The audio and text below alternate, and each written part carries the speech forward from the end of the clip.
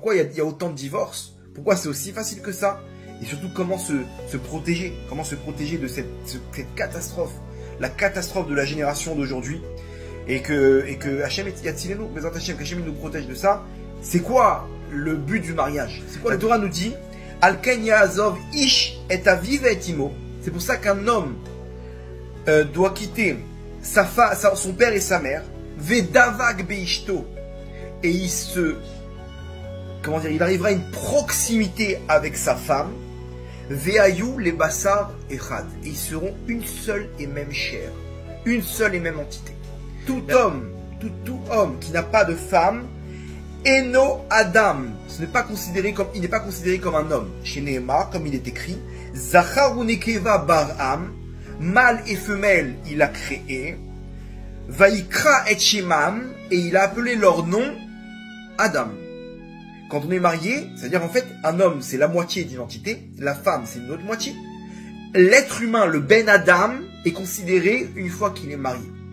Et c'est pour ça la Gemara continue là-bas, il nous dit un homme sans femme, c'est un homme sans simcha, sans Torah, sans... Comment ça? Mais j'étudie la Torah, je suis célibataire, qu'est-ce que tu racontes? Non, t'étudies la Torah, mais c'est pas considéré comme étudier la Torah, parce qu'il te manque une information. Il te manque une information, le but d'un homme sur terre. Pourquoi t'es venu dans ce monde-là? Pour être un homme, pour être un être humain. Là, quand t'étudies la Torah de la mauvaise manière. Tout ce que tu fais, ça sert à rien. Tu t'entraînes, t'es en train de t'entraîner. Tant que t'es pas marié, t'es pas à ta place. T'es pas à ta place.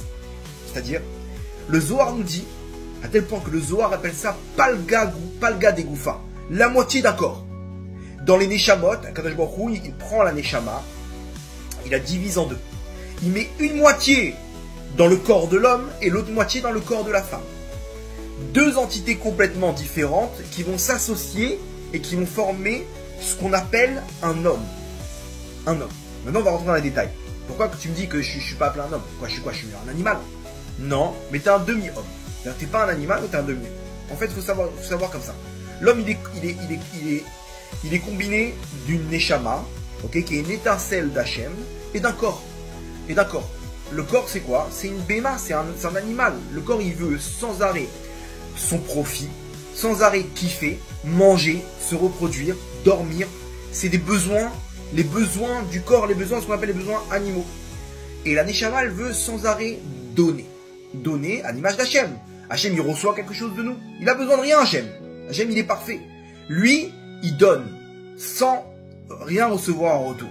Donc, il y a, si vous voulez bien, dans l'homme, il y a deux forces qui sont opposées et qui sont en bras de fer constant. La force de prendre, ce qu'on appelle Koach HaNetila, de vouloir toujours prendre, de vouloir toujours chercher mon intérêt. Cette force-là, elle tire sa source du corps, et la force de donner, Koach HaNetina. Le Rav Dessler, il ramène ça dans son livre en détail, il explique un peu les différences, et cette force-là, elle tire sa source de la Neshama.